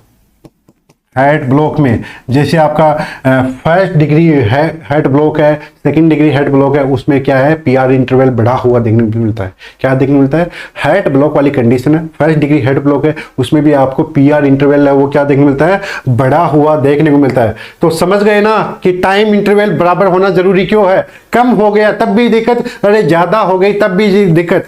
Short PR interval कब देखने को मिलता है? वोल्फ पार्किंसन सिंड्रोम में आपको शॉर्ट पीआर इंटरवल देखने को मिलता है। जब पीआर इंटरवल बढ़ जाएगा, पीआर इंटरवल कब बढ़ेगा बेटा? कब बढ़ेगा? पीआर इंटरवल बढ़ता है। देखिए ये आपका ऐसे नोड है, यहां पे एवी नोड है, ठीक है, एट्रियल कॉन्ट्रैक्शन हो गया, फिर करंट कहाँ पे आया, अरे फिर आपका करंट आया कहाँ पे, चलते चलते एवी नोड पे, और यहाँ पे ये क्या ले रहा है, टाइम वो ज्यादा ले रहा है, टाइम ज्यादा ले रहा है, तो हार्ट ब्लॉक वाली सिचुएशन हो गई। ठीक है, अगर ये टाइम है ना, ये ज्यादा टाइम ले रहा है, ठीक है, लंबा टाइम ले रहा है, तो मतलब हार्ट ब्लॉक वाली कंडीशन देखने मिलेगी।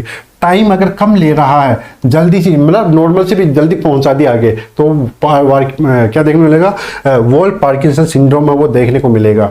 आई होप ये क्लियर हो गया होगा आपके। चलिए नेक्स्ट क्वेश्चन की ओर बढ़ता हूं बेटा मैं। नेक्स्ट क्वेश्चन देखिए, which part of heart conduction system is the responsible for the delay that reflected in PR interval। अभी बताया, जस्ट अभी 10 सेकंड पहले बताया। तो बताइए, हार्ट के कंडक्शन सिस्टम में, हार्ट का कंडक्शन सिस्टम मतलब इंपल्स जनरेशन हो रही है, उसमें आपके इंपल्स को जनरेशन को कम कौन करता है, डिले कौन करता है, जहां पे आपका PR इंटरवल बनता है। तो मैंने बताया था, अरे मैंने बताया था, मैंने क्या बताया था बेटा, ये आपका हार्ट है।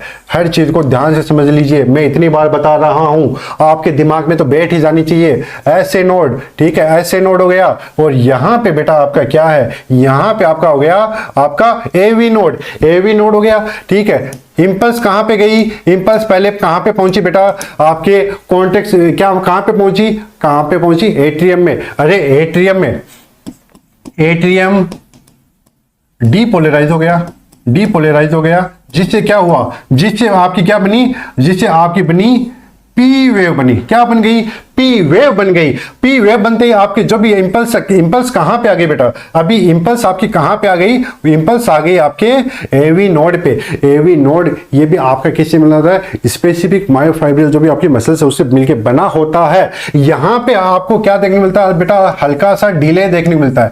अरे हल्का सा क्या देखने को मिलता है, डिले देखने को मिलता है। तो उसी डिले के कारण तो यहाँ पे क्या बनता है, ये वाला मैंने बताया था, एक फ्लैट लाइन देखने को मिलती है, एक हल्की सी फ्लैट लाइन देखने को मिलती है पी वेव के बाद में। क्यों, क्योंकि यहां पे इस टाइम पे जो भी आपकी इंपल्स कहां पे जनरेट करती है, आपके एवी नोड पे जनरेट करती है, एवी नोड पे जनरेट करती है। तो उसी से आपकी क्या बनता है बेटा, PR इंटरवल है वो अफेक्ट होता है। आई होप आपको मेरी बात समझ में आ गई होगी। एट्रियम कॉन्ट्रैक्ट हो रहा है, पी वेव बन गई। अभी जो भी कॉन्ट्रैक्शन के बाद में यहां से जो भी वेव, जो भी आपकी इंपल्स है वो निकल रही है, किससे, एवी नोड से निकल रही है ना। तो वहां पे आपका कोई एवी नोड से जब निकलेगी तब ना तो वहां पे कोई कॉन्ट्रैक्शन होता है ना कोई रिलैक्सेशन चलता है, तो एक फ्लैट लाइन बनती है। क्या बनती है, एक फ्लैट लाइन बनती है। समझ गए होंगे। चलिए नेक्स्ट क्वेश्चन की ओर बढ़ता हूं बेटा मैं। नेक्स्ट क्वेश्चन देखिए, which of the following structure is secondary pacemaker. अरे सेकेंडरी पेसमेकर किसे बोलेंगे, सबसे पहले क्वेश्चन बनता है कि प्राइमरी किसे बोलेंगे। ठीक है, अभी मैं बोलूं कि आपका प्राइमरी और प्राइमरी, अभी तो ये लिख देता हूं प्राइमरी पेसमेकर। तो बेटा प्राइमरी पेसमेकर कौन सा है, प्राइमरी पेसमेकर है वो है ऐसे नोड। ऐसे नोड को क्यों बोलते हैं, क्योंकि यहां पे क्या होता है, इंपल्स जनरेशन होता है, अपने आप ही। ठीक है, अपने आप ही इंपल्स जनरेट कहां से होती है, ऐसे नोड से अपने आप ही हो रही है। तो natural pacemaker of the heart SA node, ये है प्राइमरी। अभी मैं पूछ रहा हूं सेकेंडरी कब काम में आएगा, अरे जब आपकी जो भी आपका ऐसे नोड इंपल्स जनरेशन हो सही से ऐसे नोड नहीं कर पा रहा, इंपल्स जनरेशन का काम इसके बाद में फिर भी होगा कहां से होगा, एवी नोड से होगा।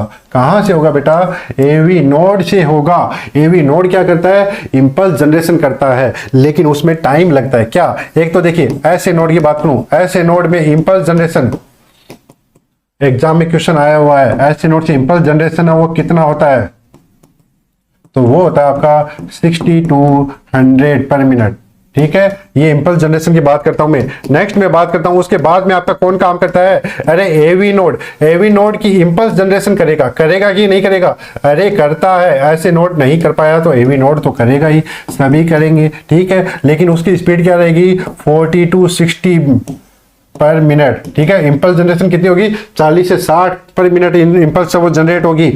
अगर आपका एवी नोड भी इंपल्स जनरेशन नहीं करेगा तो कौन करेगा, अरे लास्ट में किसी को तो जिम्मेदारी लेनी पड़ेगी। पुरकिंजे फाइबर इंपल्स जनरेट कर सकता है क्या, हाँ जी कर सकता है, कर सकता है, लेकिन इसका भी दम निकल ही जाएगा 20 to 40 पर मिनट। तो इसमें आदमी आपका नॉर्मली तो काम कर नहीं पाएगा, ठीक है। जनरेशन बहुत ही कम हो रहा है, वो बस बिस्तर पे पड़ा है, अपनी लास्ट सांसें गिन रहा है। या अगर पुरकिंजे फाइबर पे आ गई, आपका ऐसे नोड काम नहीं करा, एवी नोड काम नहीं करा, तो आपका पेशेंट जाने वाला है। क्यों? क्योंकि बस लास्ट के काम कर रहे हैं। कौन सा? पुरकिंजे फाइबर, ठीक है। तो इसीलिए नेचुरल पेसमेकर कौन सा है? वो है आपका ऐसे नोड। सेकेंडरी पेसमेकर कौन सा है? वो है आपका एवी नोड, ठीक है। और एक वो पीछे एक क्वेश्चन और मेरे से छूट गया, वो उसको वापस एक बता देता हूँ। एवी नोड को अपन वो पीछे वाले में बता देना चाहिए था, अभी यहाँ पे बता रहा हूँ। एवी नोड को अपन क्या बोलते हैं? एवी नोड को अपन gate keeper of the heart भी बोलते हैं। क्यों? पीछे वाले में एक क्वेश्चन देखा था, देखिए वहीं पे बता देता हूं इसको। देखिए यहां पे क्या है कि यहां पे ये स्ट्रक्चर क्या कर रही है, एक सॉरी ये मैं आगे बढ़ गया। देखिए हाँ जी, यहां पे देखिए, यहां पे एक हल्का सा डिले देखने को मिल रहा है। पीआर इंटरवल एक डिले होता है, ठीक है। डिले कौन करता है? आपका एवी नोड करता है। इसीलिए एवी नोड को अपन क्या बोलते हैं बेटा? इसको अपन गेट कीपर ऑफ हार्ट भी बोलते हैं। Gate keeper of head, exam में क्वेश्चन आया हुआ है। गेट कीपर ऑफ हार्ट किसे बोलते हैं? एवी नोड को। क्यों बोलते हो? अरे क्यों बोलते हो, अभी बता देते हैं क्यों बोलते हैं। क्योंकि इंपल्स जनरेशन यहां से आ रही है, ठीक है, और यहां पे आपको हल्का सा डिले देखने को मिलता है। अरे गेट पे आदमी बैठा होता है ना, कभी भी देखा हो, कोई भी सोसाइटी में या कोई भी घर में जाते हो, वहां पे एक चौकीदार होता है। वो पहले पूछता है भाई क्यों जा रहा है, क्या जा रहा है। उसको लगता है कि खतरा है तो वो जाने नहीं देता। अगर वो उसको लगता है कि सही है, अगर उसको यूं समझिए कि कई बार आपने देखा होगा ना कि किसी से खतरा है, तो उसे खतरे वाला सामान लेके फिर उसको भेज देता है। तो यहाँ पे गेट कीपर का काम करता है कौन? AV node. वहां पे स्लो हो जाती है प्रोसेस, अंदर जाने में क्या होती है? प्रोसेस स्लो हो जाती है। तो इसीलिए एवी नोड को अपन क्या बोलते हैं? गेट कीपर ऑफ हार्ट भी बोलते हैं। क्या बोलते हैं बेटा? गेट कीपर ऑफ हार्ट भी बोलते हैं। समझ में आ गया? चलिए आगे चलते हैं, अपन नेक्स्ट क्वेश्चन की ओर बढ़ते हैं बेटा। बताइए, बहुत ही अच्छा क्वेश्चन है। Which of the following structure have maximum impulse velocity? सबसे ज्यादा आपके जो भी इंपल्स है उसका आवेग कहां पे पाया जाता है? इंपल्स का आवेग कहां पे पाया जाता है, मतलब सबसे ज्यादा कौन सी स्ट्रक्चर पे आपकी इंपल्स दौड़ेगी स्पीड से? बताइए कहां पे दौड़ेगी? बहुत ही बढ़िया, SA node, AV node, bundle of His, Purkinje fibre. बहुत ही अच्छा। तो इसका सही जवाब क्या रहेगा बेटा? वो रहेगा पुरकिंजे फाइबर पे। अरे मैंने बोला सबसे स्लो। अगर मैं बात करूं मिनिमम की, मिनिमम वेलोसिटी, तो मिनिमम वेलोसिटी कहां पे रहेगी बेटा? वो रहेगी आपके एवी नोड पे। और मैक्सिमम मतलब स्पीड कहां पे रहेगी? आवेग कहां पे रहेगा? स्पीड कम कहां पे हो रही थी? हल्का सा delay, PR interval, gate keeper of the head, AV node, तो वहां पे तो कम रहेगी स्पीड। तो मिनिमम वेलोसिटी कहां पे है? एवी नोड पे। पुरकिंजे फाइबर पे मैक्सिमम वेलोसिटी। करंट आया, करंट गया, स्पीड नहीं देखी, करंट आया, करंट गया, स्पीड, आवेग है, कौन से सबसे ज्यादा कहां पे रहती है? वो रहती है आपके पुरकिंजे फाइबर पे। कहां पे रहती है बेटा? पुरकिंजे फाइबर पे। चलिए नेक्स्ट क्वेश्चन की ओर बढ़ता हूं बेटा। अभी तो अपन बेसिक ही देख रहे हैं। What does the QT interval on ECG represent? बताइए, ECG में हमने बात की किसकी? पी वेव की, पी आर इंटरवल की भी बात कर ली। QRS कॉम्प्लेक्स जो वेंट्रिकुलर डीपोलराइजेशन कर रहा है, वेंट्रिकल को कॉन्टेक्ट कर रहा है, उसकी भी बात कर ली, ठीक है। तो QT इंटरवल का मतलब क्या है? QT इंटरवल कहां शुरू होता है, कहां खत्म होता है? बताइए QT इंटरवल। तो देखिए, पहले अगर नहीं समझ में आ रहा तो बेटा इसके लिए मैं एक ECG बना देता हूं। नहीं समझ में आ रहा तो कमेंट कर सकते हो। देखिए पी वेव, ठीक है, थोड़ी इधर उधर ऐसे दिख रही हुई, लेकिन समझने की कोशिश करना। P wave, QRST। P wave क्या कर रही है बेटा? ये कर रही है आपका पी वेव। पी वेव मैंने बता दिया, पी वेव क्या करेगी? आपका एट्रियल डीपोलराइजेशन करेगी। QRS कॉम्प्लेक्स क्या करता है बेटा? वेंट्रिकुलर डीपोलराइजेशन करता है। टी वेव करती है आपकी, क्या करती है बेटा? वो करती है आपकी वेंट्रिकुलर रीपोलराइजेशन। समझ गए? अभी देखना क्या पूछा है? QT interval. क्यों ये क्यों और ये हो गया टी, QT इंटरवल, ठीक है। तो क्यों से क्या होता है? क्यों कहां बनती है? क्यों कहां पे बनती है? जब आपका वेंट्रिकुलर सिस्टोल या वेंट्रिकुलर डीपोलराइजेशन शुरू हो जाता है। कहां पे? स्टार्ट वेंट्रिकुलर डीपोलराइजेशन, ठीक है, वहां पे आपको क्या देखने मिलता है, क्यू वेव। क्या देखने मिलता है बेटा, क्यू वेव। और क्या पूछा है, टी वेव तक, क्यू और टी, क्यू और टी। तो टी वेव पे क्या होता है, टी वेव पे क्या होता है बेटा, यहां पे दो चीजें होती है। क्या होती है, या तो मैं बोल सकता हूं एंड हो जाता है किसका, वेंट्रिकुलर डीपोलराइजेशन का, और मैं क्या बोल सकता हूं, सॉरी यहां पे मैं बोलूंगा, देखिए टी वेव कंप्लीट आएगी, इसमें टी वेव कंप्लीट आएगी तो इसमें क्या होगा, इसमें मैं बोलूंगा एंड ऑफ वेंट्रिकुलर रीपोलराइजेशन। तो क्या होगा, एंड, देखिए ये एंड होगा, यहां पे यहां तक आएगी, तो एंड ऑफ वेंट्रिकुलर रीपोलराइजेशन। तो कहां पे होगा, from beginning of ventricular depolarisation and the end of ventricular repolarisation. Option D इसका सही होगा। बेटा कभी भी एग्जाम में ऐसा क्वेश्चन आ जाए तो एक हल्की सी ईसीजी बना के देख लेना, हर एक आपका जो भी क्वेश्चन है वो सोल्व हो जाएगा। चलिए बेटा आगे बढ़ूं मैं, चलिए आगे चलता हूं मैं, नेक्स्ट क्वेश्चन की ओर बढ़ता हूं बेटा। नेक्स्ट क्वेश्चन देखिए, बहुत ही अच्छा क्वेश्चन है। टी तक बात आ गई, क्यों टी पे बात कर ली, अब आ गई आपकी T. The T wave on ECG represent which of the following. मैंने बताया, क्या बताया बेटा, मैंने बताया कि पी वेव बात कर ली, क्यों आर एस कॉम्प्लेक्स पे बात कर ली, क्यों टी इंटरवल पे आ गया। अब लास्ट में बात करता हूं टी वेव।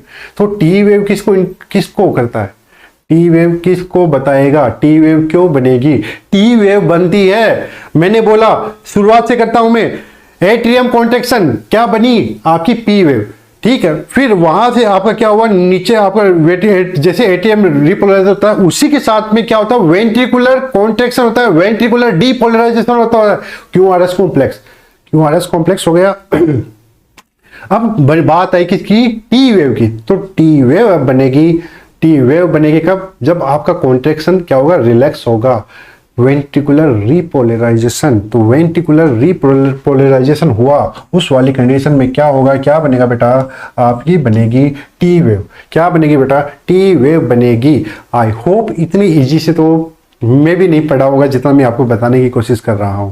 आपको मेरी बातें समझ में आ रही है तो बेटा कमेंट जरूर करना, आप बताना कि हाँ समझ में आ रही है, ठीक है। वापस से बताने की जरूरत है क्या, देखिए बहुत बार बता दिया हूं, S A node, A V node, आगे बढ़िए, ठीक है।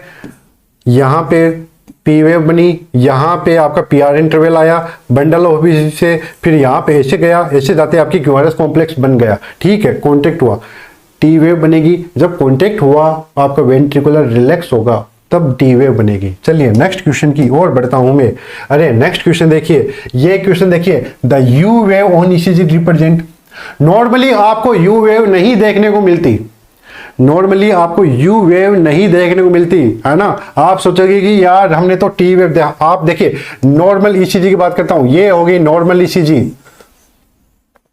ये हो गई नॉर्मल ईसीजी, ठीक है, P Q R S T. अब नॉर्मल में आ जाता हूं, वहां पे कई बार आपको क्या देखने को मिलते हैं, यू वेव देखने को मिलती है। अब नॉर्मल यू वेव देखने को मिलती है, याद है कि नहीं, प्रोमिनेंट यू वेव, ठीक है, कहां देखने को मिलती है, कहां देखने को मिलती है, हाइपोकैलेमिया में, याद है कि नहीं। चलिए देखिए, जैसे P Q R S T और इसी के साथ में ये हो गई। या फिर क्या होता है, अगर मैं बात करूं हाइपोकैलेमिया की, तो यहां पे आपको क्या देखने को मिलता है, यहां पे आपको हाइपोकैलेमिया में आपको क्या देखने मिलेगा, ऐसे देखने को मिलता है, क्योंकि इन्वर्जन टी वेव इन्वर्जन किसमें, हाइपोकैलेमिया और प्रोमिनेंट यू वेव। और ये क्या है, ये है you wave, prominent you wave किसमें, हाइपोकैलेमिया में।